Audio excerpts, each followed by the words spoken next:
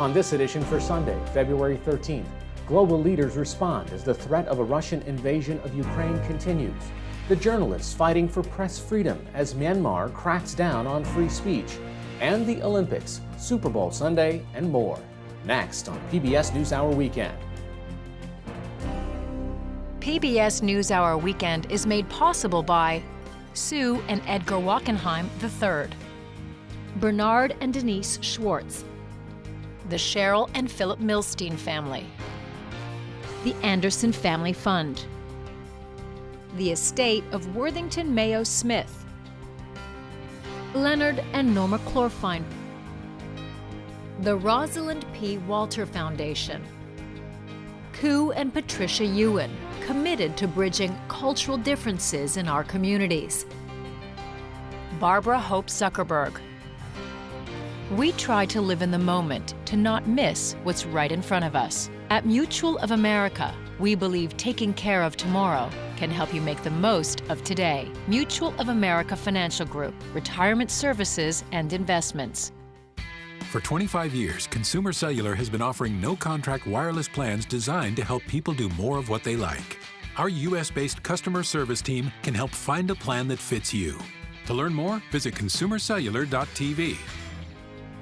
Additional support has been provided by and by the Corporation for Public Broadcasting, a private corporation funded by the American people, and by contributions to your PBS station from viewers like you. Thank you. Good evening and thank you for joining us. President Joe Biden spoke with Ukrainian President Volodymyr Zelensky today as more U.S. troops arrived in Eastern Europe and diplomatic talks continued. In a readout of the call between the two leaders, the White House said, quote, President Biden made clear that the United States would respond swiftly and decisively together with its allies and partners to any further Russian aggression against Ukraine.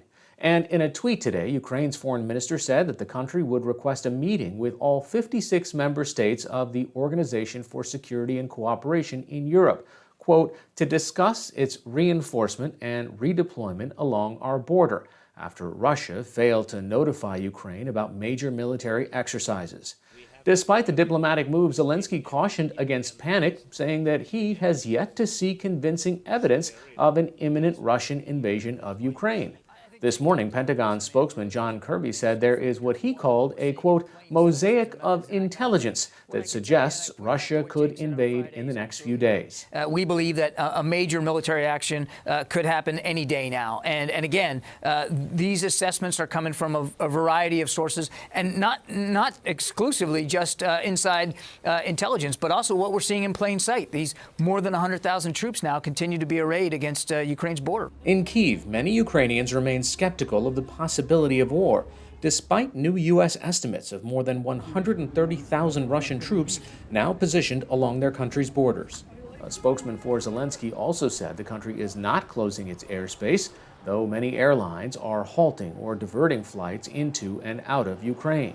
The Dutch airline KLM said it would cancel all flights to the country, and Germany's airline Lufthansa is considering suspending its Ukrainian flights. Today, German Chancellor Olaf Scholz joined the chorus of international voices threatening sanctions on Russia if it invades Ukraine.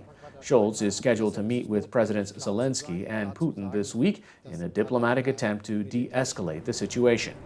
The protests blocking the bridge between Windsor, Canada, and Detroit against government vaccine mandates and other regulations resulted in arrests this morning. Canadian police moved in after most of the vehicles left the roads leading up to the bridge yesterday. A few protesters were arrested and 2 vehicles were towed away. Officials said they hope to reopen the Ambassador Bridge later today. But in Ottawa this weekend, thousands of people continued to join a demonstration that began more than 2 weeks ago, when truckers parked their cabs and trailers blocking streets near the nation's Parliament building. In Afghanistan today, former President Hamid Karzai condemned President Biden's recent order to set aside $3.5 billion in frozen Afghan assets for the families of 9/11 victims. Karzai called on the U.S. courts to reverse the decision while expressing sympathy for those who lost family members in the 2001 terrorist attacks. We commiserate with them, and that the Afghan people are as much victims as those families who lost their loved ones are. In that withholding money or seizing money from the people of Afghanistan in that name is unjust and unfair and an atrocity against the Afghan people. On Friday, President Biden ordered the release of $7 billion in Afghan assets currently held in the U.S. to be divided between 9/11 victims and humanitarian aid to Afghans. At the Olympics today, real snow. For the first time since the Winter Games began, real snow fell, causing some events to be postponed. China produced artificial snow for this year's events, but a sudden storm brought high winds and heavy snow to the site of several downhill and freestyle skiing events in the mountains northwest of Beijing. Athletes trained and practiced until conditions shut down the venues temporarily. Volunteers made a snow Olympic mascot, while others used brooms to clear streets.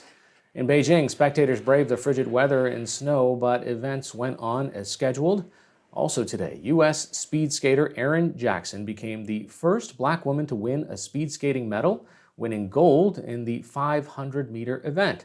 It was the first speed skating medal for the U.S. at the Beijing Games. We will have more on the Olympics and tonight's Super Bowl coming up later in the broadcast. For more national and international news, visit pbs.org/newshour. When the Labor Department announced last week that inflation had increased at its fastest rate in 40 years, it may not have come as a surprise to consumers who've been seeing rising costs in goods and commodities like fuel. And while some prices might fluctuate over time, the rise in gasoline prices is likely to stick around for a while. For more, I recently spoke with Ryan December from the Wall Street Journal. So Ryan, when we hear these abstract ideas of inflation, people understand gas prices. They understand the price at the pump and how that's affecting them personally. How did we get here? We've come out of the pandemic and we've all started driving around, and the demand for oil and gasoline has risen much faster than supply. The industry had to shut down to adjust to much lower consumption during the pandemic, and they haven't quite caught up to demand yet.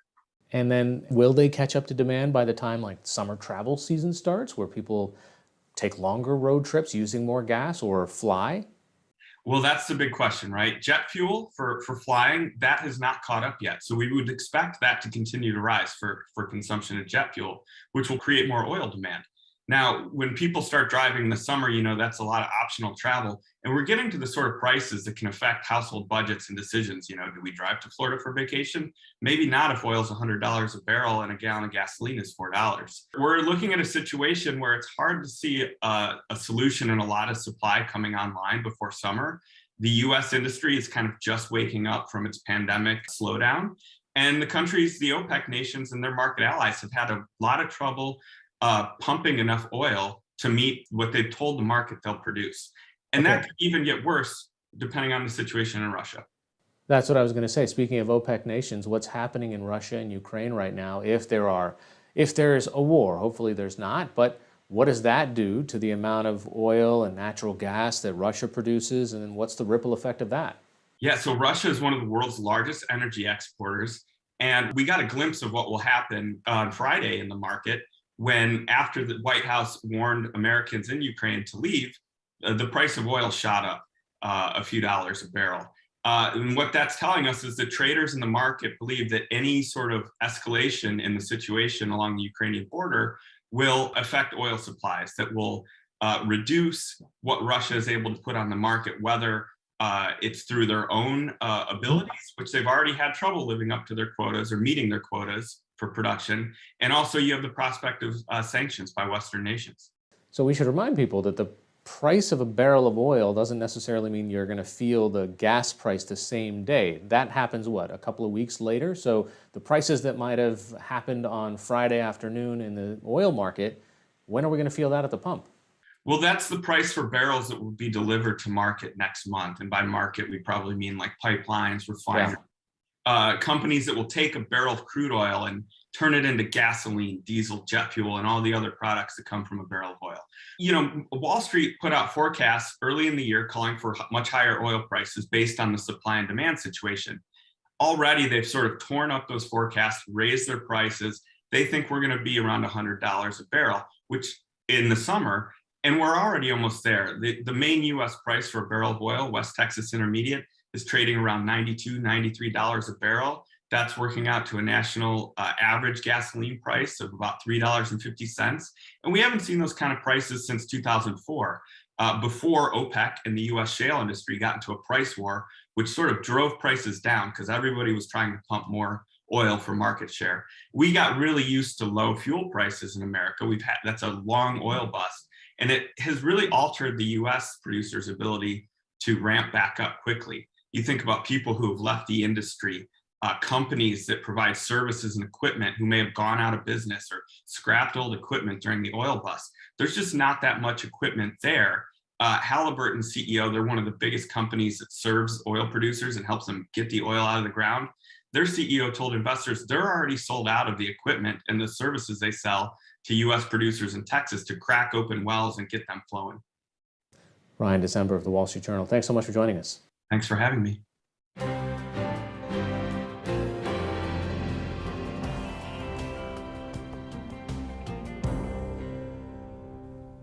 In Myanmar yesterday, there was a show of military force with hundreds of troops participating in a parade celebrating the country's Union Day, marking independence from British colonial rule. The celebration comes as the government continues to crack down on free expression after last year's coup, which removed democratically elected leader Aung San Suu Kyi. In Myanmar and in other countries, news organizations and journalists have been facing severe crackdowns, including threats on their lives or imprisonment.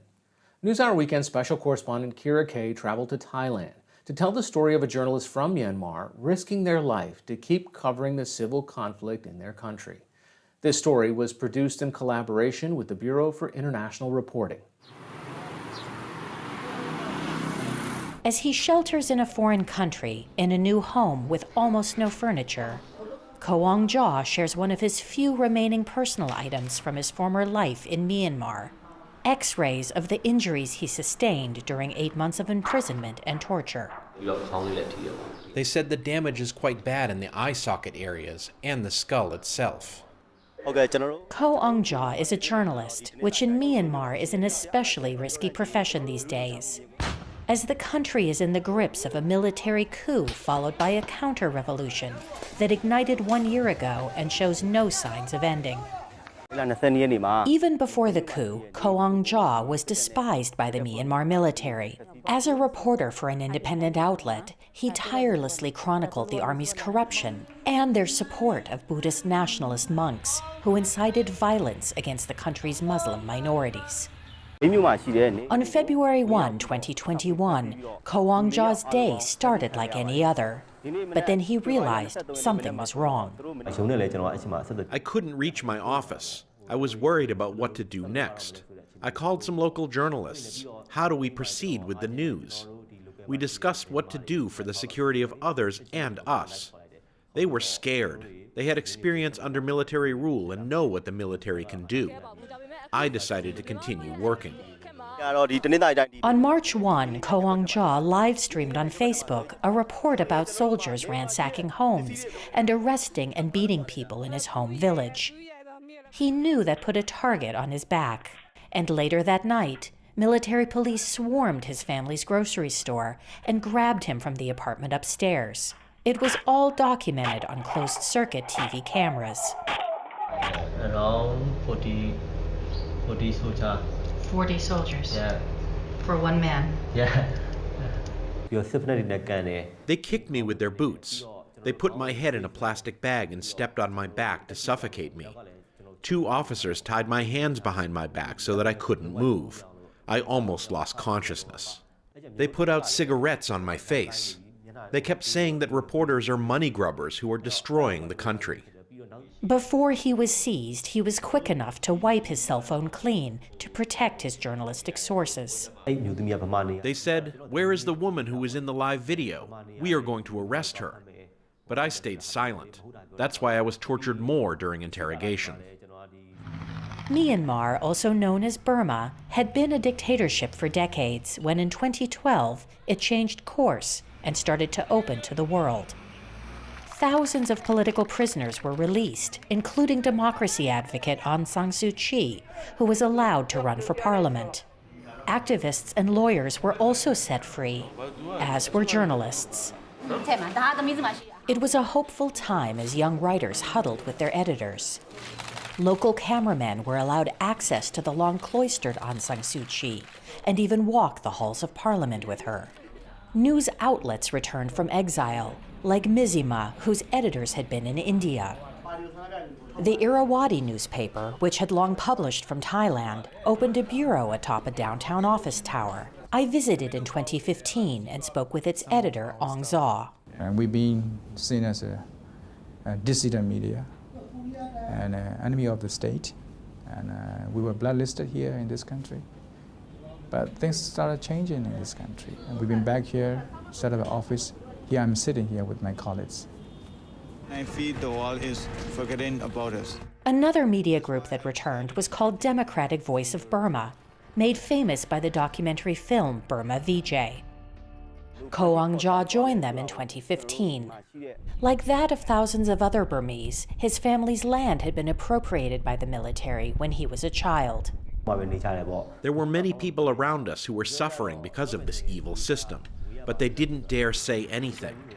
I need to be bold. That's why I chose the media. I chose to be a journalist, to let people know the truth about what is happening in our region, and to have the courage to speak out on injustice.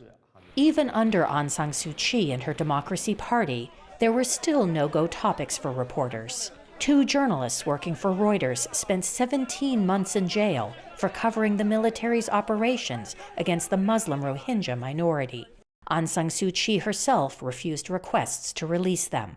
Not only the international community, but all of our people had high hopes for Aung San Suu Kyi. I personally campaigned for the release of political prisoners, including her. I was imprisoned for that. After 2012, I have disagreed with some of her political activities. The main one is a relationship that is very close with the military. Another is that Aung San Suu Kyi produced good followers instead of good leaders. She raised up only those who agreed with her. In June last year, Ko Aung-ja was sentenced to 2 years for defaming the military. Release certificate, prison release certificate. So he was surprised to find himself released in an amnesty in October. Danny Fenster, an American who edited an English-language magazine in Myanmar, spent 6 months in the notorious insane prison before he was also released. But activists say 9,000 Burmese are still political prisoners, with 46 journalists among them, including Huntar Nyain, who worked with NewsHour during Myanmar's 2015 elections. There had been hope he would be released in another amnesty a few weeks ago, but the gates of the prison did not open, even as families waited outside. So far, Aung San Suu Kyi has been sentenced to 6 years, with more charges being heard that could keep her imprisoned for the rest of her life. Ko Aung-ja made the decision to flee his country with his wife and young daughter, and his sister-in-law, who is also a journalist. Today, they wait in exile in Thailand, hoping for residency in Australia. He has continued his reporting from afar. Meanwhile, Myanmar descends into civil war as its people dig in against the military junta. I think it will take at least 2 or 3 years, and at the very least there will be a lot of bloodshed. And once we win, it will not be over. We will overcome military rule, but it will take a long time to restore democracy.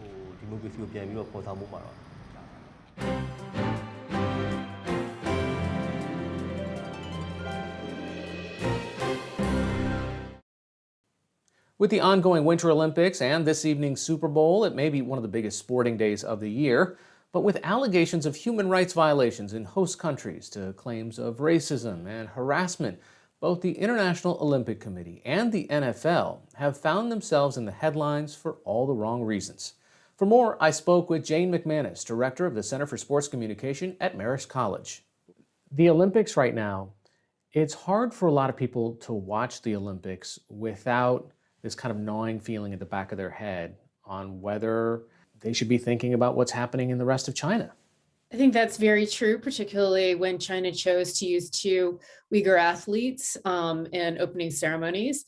You also have Peng Shuai, the tennis player who was detained 2 months ago after making a sexual assault claim against a Chinese official. And now she has been brought to these venues and to watch, and did an interview with L'Equipe, and the photo that went along with the story had in the background a Chinese official. So very clearly she was being watched. And I think that is very difficult for a lot of people. I wonder, going forward, is this kind of ethical quandary something that we're going to see in global sports? The countries that want to make the investment in the Olympics are also countries that have something that they want to prove, whether it's China, proving that it can have something other than a traditional liberal democracy and still be a showcase for the games, whether it's Russia, who wanted to make a play for an internal audience about the status of its power and the ruling party there. And I think now you look and you see that the IOC has had to overlook things like the doping scandal in Russia and allowing Russia to compete not as a traditional country, but as more of a federation, and the distinction that it's making there that I think raises a lot of eyebrows. And you have to say, what are the sacrifices that are made in the name of being able to hold these competitions like this? And, whether it's the Olympics or it's the Super Bowl, the sponsors play an enormous role. I mean, kind of shifting gears here, the Super Bowl is still expected to be watched by millions of Americans. And when you look at the Olympics, Toyota is still sponsoring everything. Here in the United States, we had a lot of companies say that Black Lives Matter and we are committed to diversity, equity, and inclusion, and yet the NFL is, while it's hosting a Super Bowl, on multiple fronts dealing with issues of race. Yes, the NFL has really had to grapple with this issue. You have a league that is 70% Black, and you have coaching ranks where only generally you have 2 coaches now who are Black, and you have had in the past, maybe 3, maybe 4, but more like 1 or 2. There's a real reckoning here about, what is acceptable in terms of who are you letting be leaders, who are you letting be owners, and then who are you expecting to do the work? And I think a lot of people look at the NFL right now and they feel fairly uncomfortable with the way that pipeline has existed for Black coaches to be able to rise to the highest level of the game. Even when it comes to the halftime show, in the past couple of years, the NFL's partnered with Jay-Z's company, Rock Nation, and it's going to be kind of a glaring difference. Here you have, again, the talent that's on the field are predominantly African American, and yet the leadership are not. And this has been a real critique for people who watch these issues, which is that if you're comfortable with Black people as athletes and entertainers, but not as coaches and not as owners, that's not enough. That's not okay. And I think you're going to look at this halftime show, and I think there are probably a lot of people who are wondering, are the people who are actually performing in the halftime, Dr. Dre, Eminem, Mary J. Blige, Kendrick Lamar, are they the type of people who are going to be quiet? They are going to have a microphone in their hands. And I think it'll be interesting to see whether or not they comment in some way or another, stylistically, like Beyonce did when she was the halftime performer, or in a more deliberate and vocal way during the game on Sunday. One of the biggest differences, I think, if anybody who's been on the internet in the last couple of weeks has seen, the overwhelming number of ads for sports betting, because so many states have made it legal now for you to be betting online. And I can't imagine, Super Bowl Sunday is going to be one of the biggest betting days ever. So what you've had in the last 3 years is the Supreme Court decided that states could regulate sports betting. And a lot of states, I believe it's around 30 now, have taken them up on that and are doing it. So, there are apps, there are casinos, there are all of these different entities that are looking to get a piece of a very lucrative betting market. And what they're trying to do is normalize betting for the American sports market, to teach you how to bet, essentially. And they're doing that not just through these advertisements, but through partnerships with different media organizations, which are now able to talk about, parlays and spreads and all of these things, when before, just like 5 years ago, that was completely verboten. Yeah. Jane McManus, thanks so much. Happy to be here.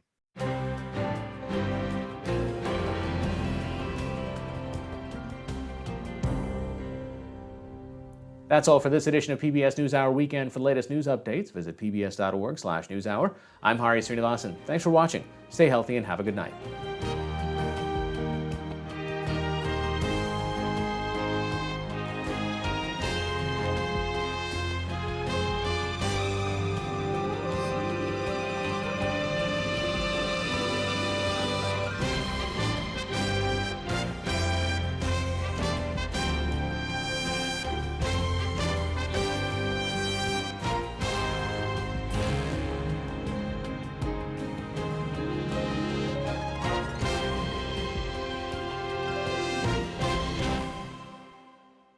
PBS NewsHour Weekend is made possible by Sue and Edgar Wackenheim III, Bernard and Denise Schwartz, the Cheryl and Philip Milstein family, the Anderson Family Fund, the estate of Worthington Mayo Smith, Leonard and Norma Chlorfine, the Rosalind P. Walter Foundation, Koo and Patricia Ewan, committed to bridging cultural differences in our communities, Barbara Hope Zuckerberg.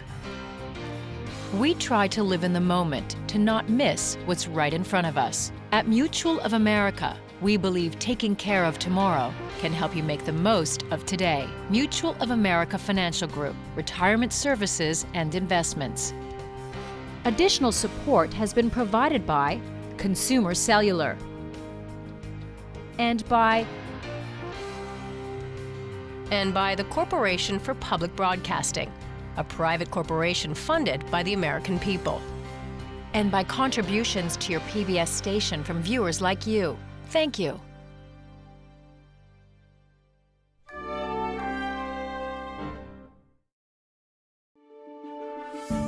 You're watching PBS.